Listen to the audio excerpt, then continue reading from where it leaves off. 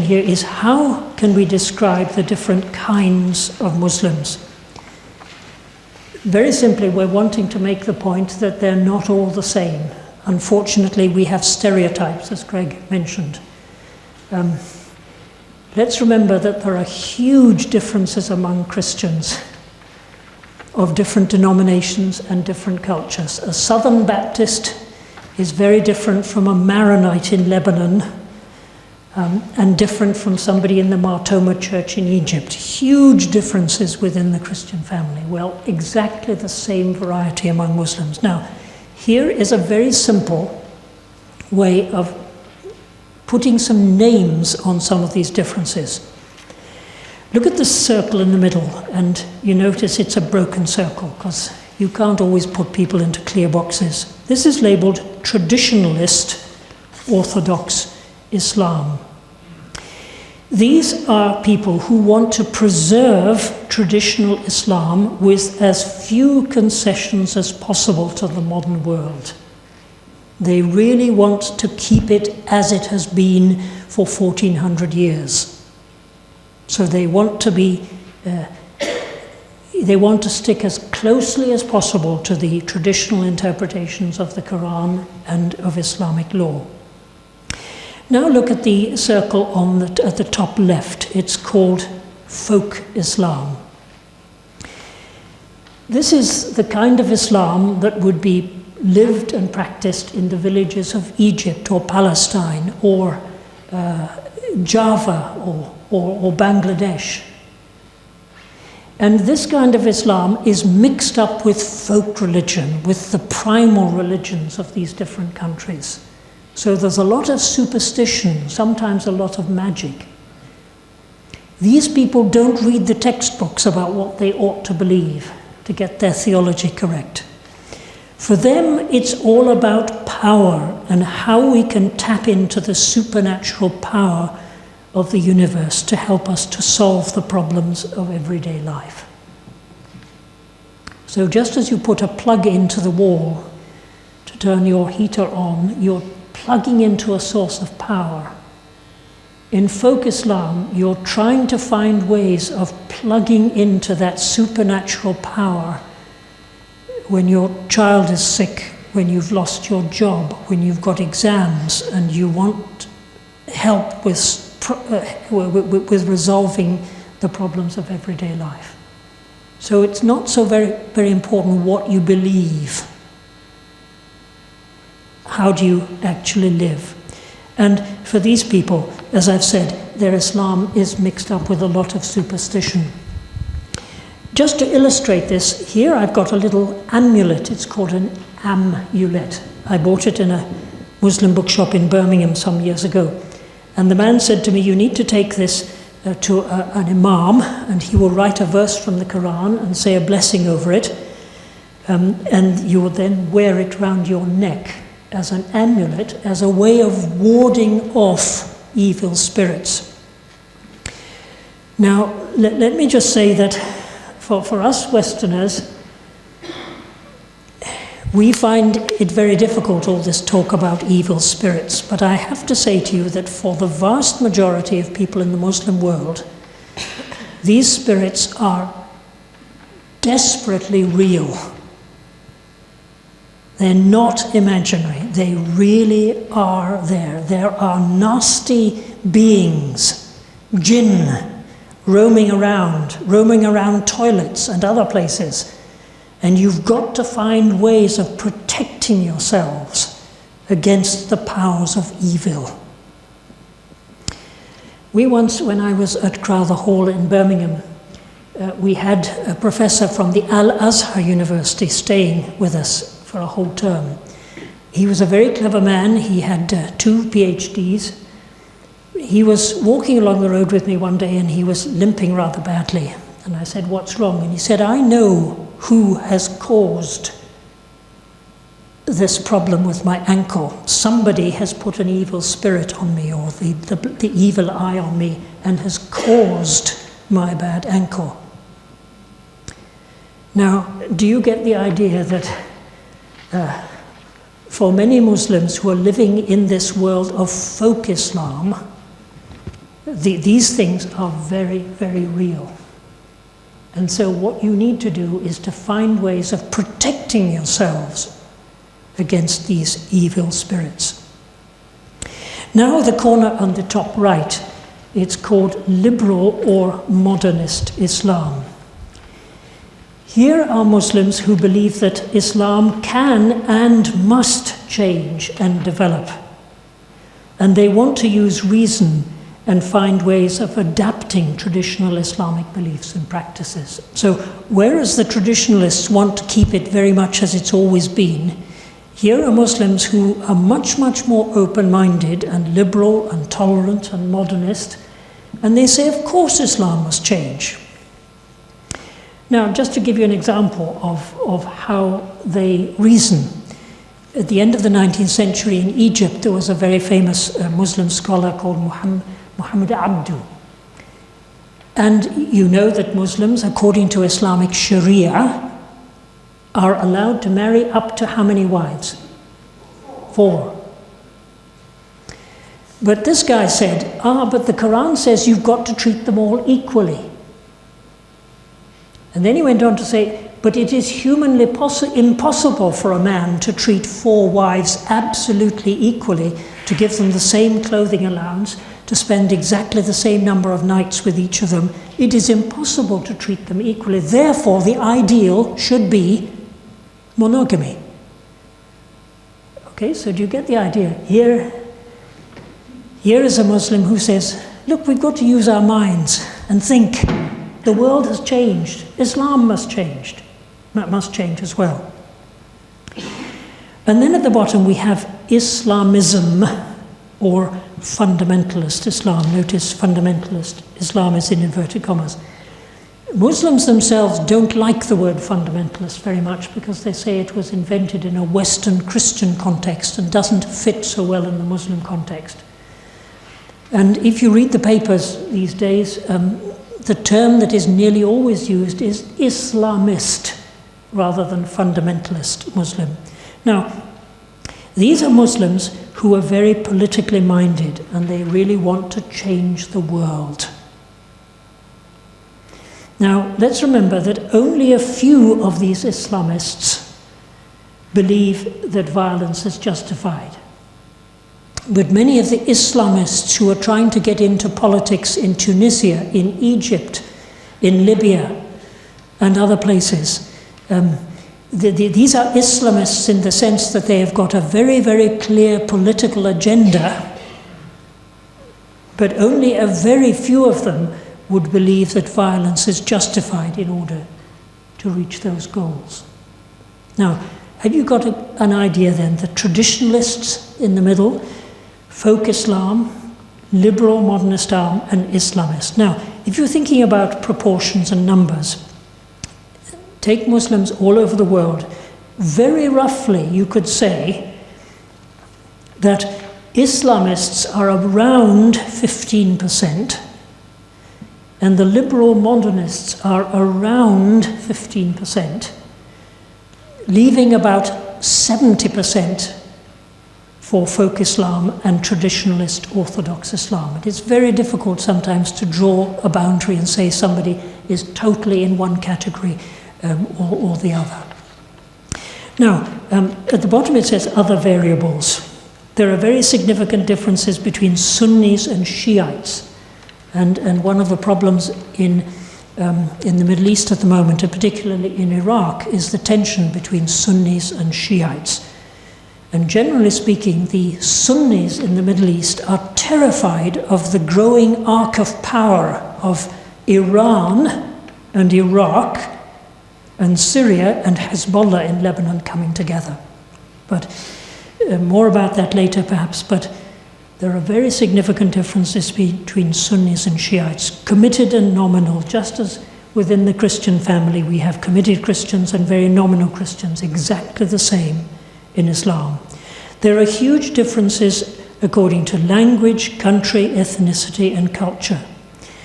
There are differences in response to folk Islam and Sufism. Sufism, incidentally, you could put on the border between folk Islam and traditional Islam. It's the mystical movement within Islam.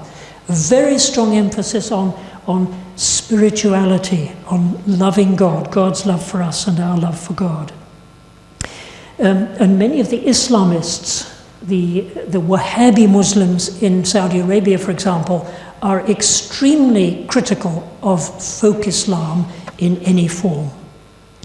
Responses to political issues. Some Muslims are only interested in themselves and their relationship with God and their family and their community. They're not wanting to change the world. But others are very politically minded. And responses to modernity. There are many Muslims in this country who won't have a television set in their homes. They won't have pictures on the wall. They really resist modernity in all sorts of different ways. There are other ways in which there are many other Muslims who embrace modernity. They use the internet. Osama bin Laden was a master at using the internet. So, does this give you some handles, some labels to understand different kinds of Muslims? Any questions, comments? Yes, Darryl? Maybe one just up front of me as well. Which sort of I can't pronounce it, Wahhabism, which strand of Islam is that part of? Is it fundamentalist? Is that more Sunni and Shia? Or is it something quite separate? I haven't quite grasped. Wahhabi Islam comes from Saudi Arabia from the 17th century.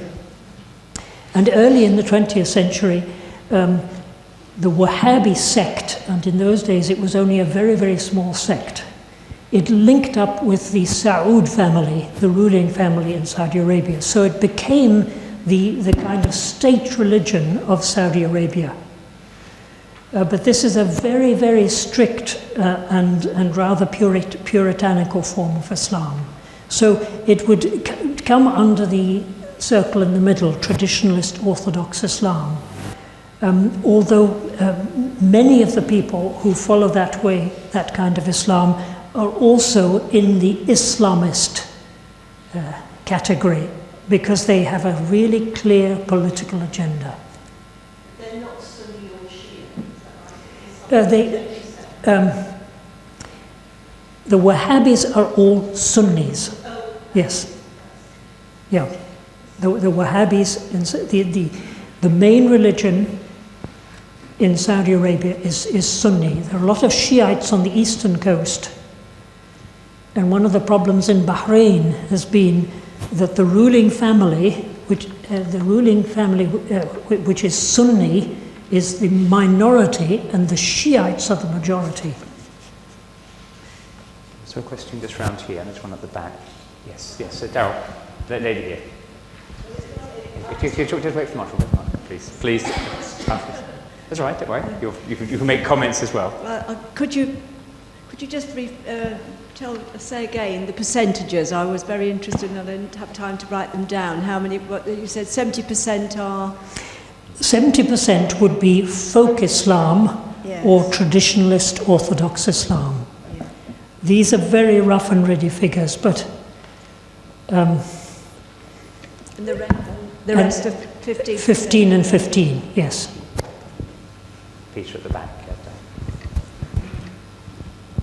Just to recap what you were saying before about ladies, females in Islam, a worthwhile book to read is called I Dare to Call Him Father. Yes. I Dare to Call Him Father is a very interesting book to read. That's my point, but my question is, when I came to know Jesus as my Saviour, I didn't know at the time, but the Holy Spirit was involved. The triune God was involved. Is there a point in a Muslim's life that they also become born again? That's a tricky question. Because as far as Muslims are concerned, I think the concept of the new birth is very, very difficult for them to understand. Having said that, we have to recognize that many Muslims are very nominal in their faith, and then have some kind of spiritual experience, which means that their faith comes alive.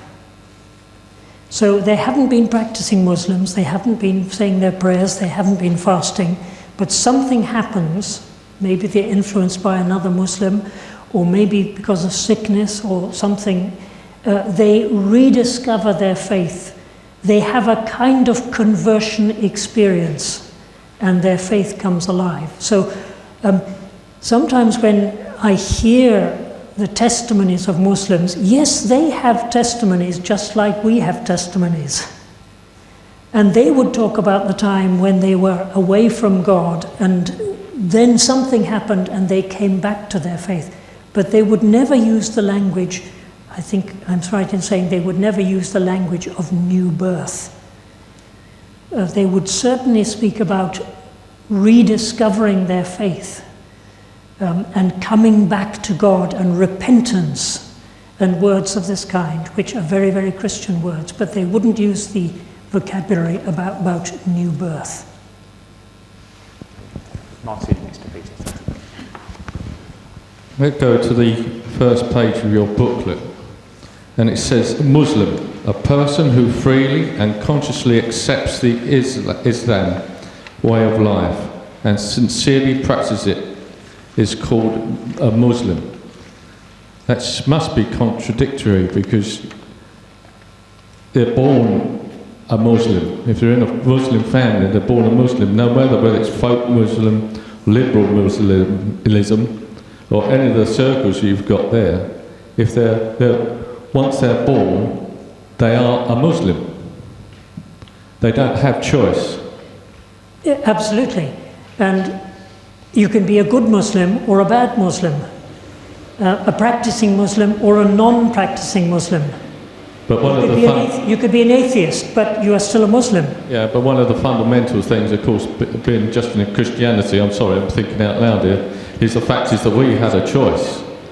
The Lord came into my life. Before that, I didn't want to know Him. Although I was born into a family that knew the Lord, but didn't practice.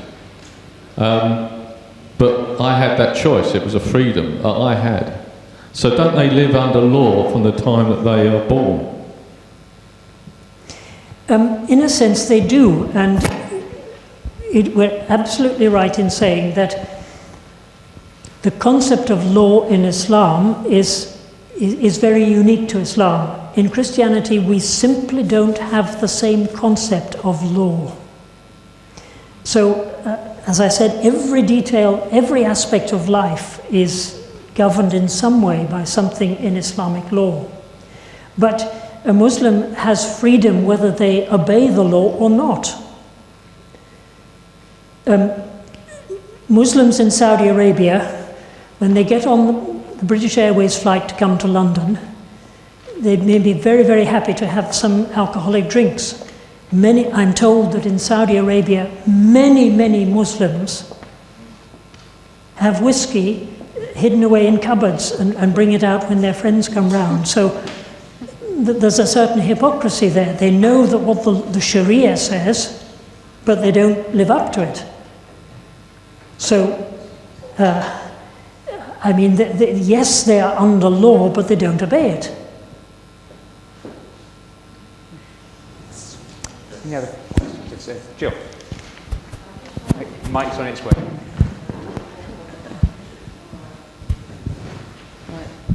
I just wondered if you could briefly say the difference between Shia and Sunni, because I don't think people know, and it's obviously relevant. Just briefly. Thank you.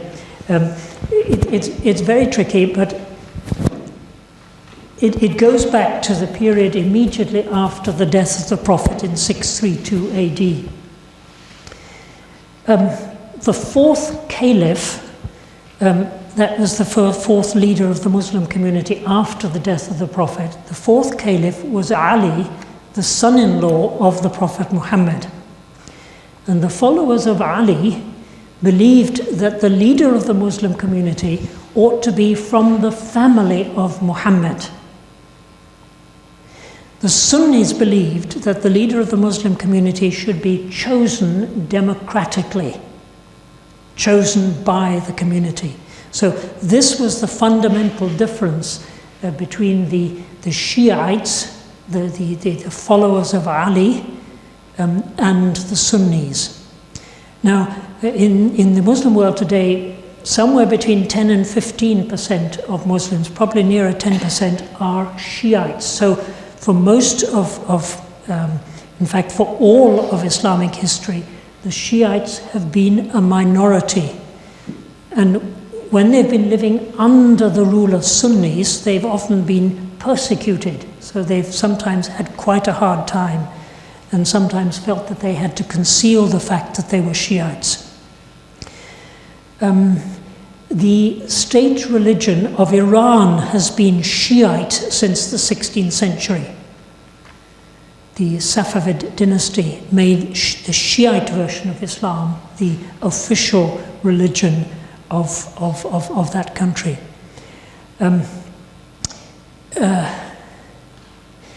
Shiites have some very significant ceremonies during the year. One of their ceremonies is when they commemorate the Battle of Karbala, when Hussein, the son-in-law of Ali, was killed. And you may have seen pictures of them parading through the streets, beating themselves and drawing blood. And so for them, the martyrdom of Hussein is extremely important. And the theme of martyrdom is a very, very important part of their history and their mythology. Just to add a little bit more to what I said earlier about the politics, and this is extremely important for understanding what's going on in the Middle East at the moment. You've got Iran here, Shiite Islam, and since the Islamic Revolution in 1979, the Shiites have wanted to export their revolution to other parts of the Muslim world. Here you've got Iraq. There are more Shiites in Iraq than Sunnis. And many people would say that the people who have won most, or gained most out of our war in Iraq are the Shiites and Iran. So Iran is pulling the majority are Shiites, and they've now got pretty well got control of the government in Iraq, with an awful lot of help, moral support and financial support from Iran. Syria, it is an Alawite ruling family at the moment, the Assad family, and the Alawites are an offshoot of Shiite Islam. And then you've got Hezbollah, which is a Shiite political movement in Lebanon, which has become a kind of state within a state. And so you've got this arc of Shiite power. Iran, Iraq, Syria, and Lebanon. And Saudi Arabia and the Gulf, Egypt, other parts, largely Sunni, they are terrified by this increase of Shiite power. So the Shiite-Sunni tension in the Middle East at the moment is very, very powerful and very significant. One last question. Josie at the front again, Darryl.